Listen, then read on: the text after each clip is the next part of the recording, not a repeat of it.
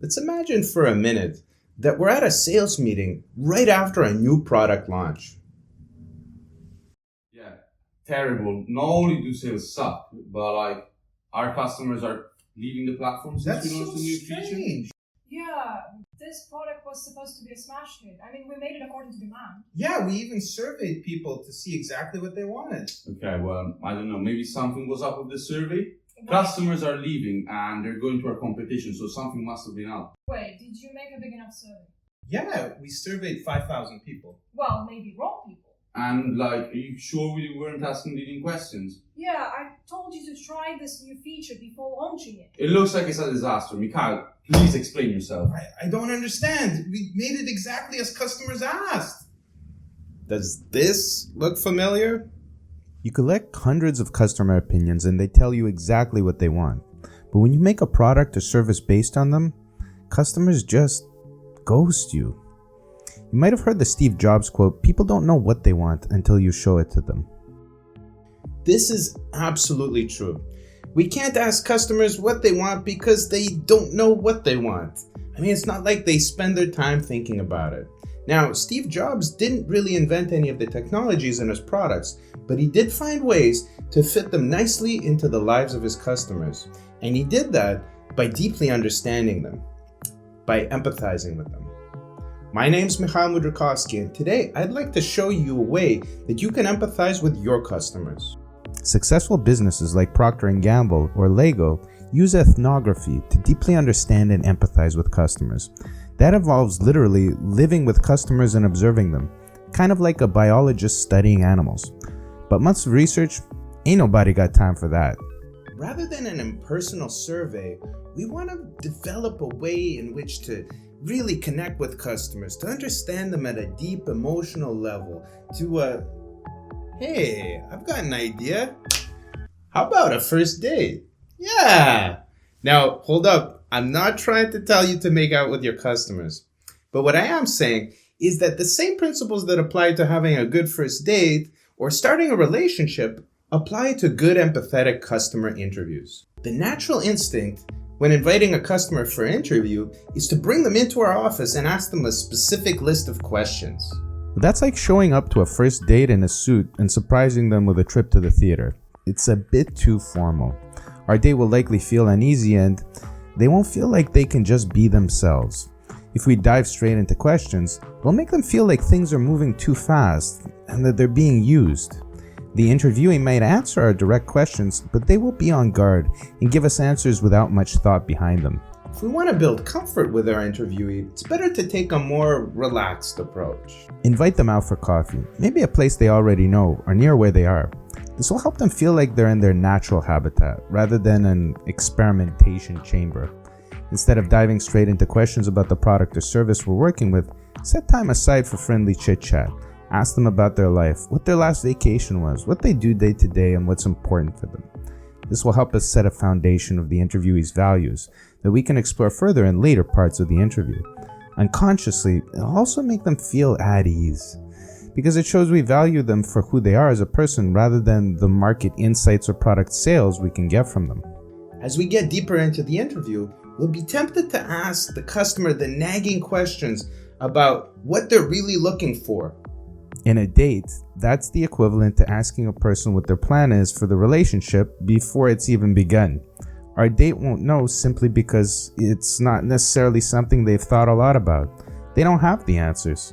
Their responses will be fake, saying what they think sounds correct to sound smart, or what they think will please us, so they'll look good. It's not their fault. We put them on the spot, and this is the biggest mistake I see interviewers make. Frankly, I think it's incredibly lazy because it puts all the work of finding out what they want on the customer themselves. But why should they bother figuring that out for us? It's our job to figure it out and create an experience or product that inspires them. So instead of being direct, we take an exploratory approach. This takes a bit of courage because it means not every interview will get us the answer we were looking for, but it does give us a chance of getting something far more powerful. We speak about the different experiences they've had surrounding the topic we want to learn about. Rather than ask direct questions, like, do you like convenience? We ask open-ended questions. Like, how did you feel about the experience you mentioned? That open up avenues for us to explore throughout the discussion. As they mention different stories or elements of their lives, we note down the ones that seem emotionally significant and interesting to explore further and form a map.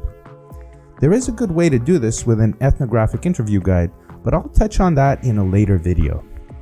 Another common mistake is to get the customer to start assessing a list of criteria of what they like and how they make a choice.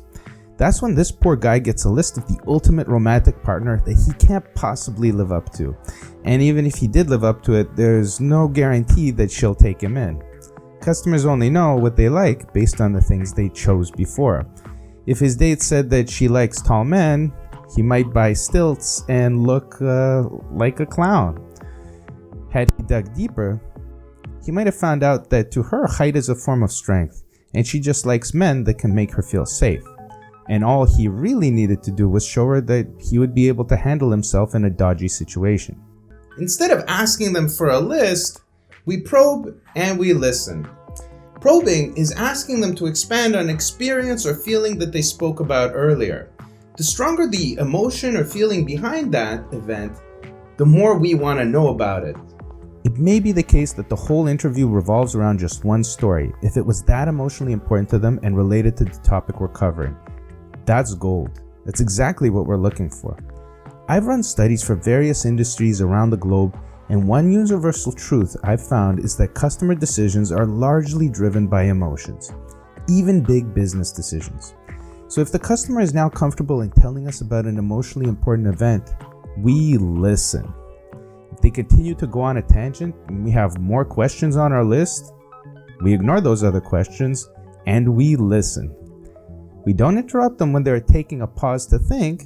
Instead, we wait and listen. A business I was working with once told me that sitting through an interview is like an episode of Oprah Winfrey. And all we did was identify emotionally important moments in the interview and listen. I'm drilling this point because these emotionally important stories and events are gold nuggets we have been searching for. The rare and powerful insights that we did all this preparation for. It's only in these moments that we will uncover the fundamental truths of how customers interact with products and services we're studying. Only in these moments will they feel comfortable enough or knowledgeable enough of their own preferences. I have often seen customers change their mind midway through an interview. Were they lying to me in the first place? No, because they've actually learned and discovered more about themselves throughout the process of the interview. And only because we set a good context earlier, they feel comfortable exposing those internal contradictions without feeling judged, so we can finally understand what they really need. One example of the type of insights we're looking for is a study I was doing for a bank.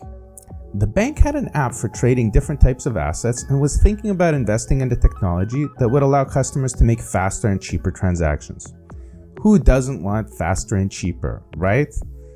Well, throughout one of my first interviews, the customer had realized near the end of the interview that even though he thought he did, he doesn't care about how fast or cheap the transaction is. Through our interview, he realized that he uses the app as entertainment, feeling the thrill of his assets moving up and down. He had actually uninstalled all the games on his phone because this app had basically replaced them. When I went deep with other customers, I found the same information, even though the surveys told us the opposite. The millions that the bank would have spent on improving the transaction speed would have been wasted, because what customers really needed was a more engaging, more visceral, more entertaining experience, kind of like a game. So in order to get those golden insights that we're looking for, we need to create a relaxed environment, explore the life and context of the customer, and find out more about the emotionally significant events. Now, I have nothing against customer surveys. They certainly have their place that I'll explore in a future video. The issue is when we collect hundreds of opinions and look for facts, what seem like statistically significant facts are often just poorly formulated opinions. To get to the truth, we need to go down the journey of the customer's emotions and empathize with them. It's not an easy process, I can assure you, but if it was easy, those insights wouldn't be the rare and valuable customer knowledge that can help us get ahead of the competition. I'd love to hear about your experiences trying to understand customer perspectives in the comments below. And if you like this video, please consider subscribing, because whether you're managing a business or working in product and marketing, I'll be creating more videos to help you creatively solve business problems. I'm Mikhail Mudrakovsky, and thank you for watching.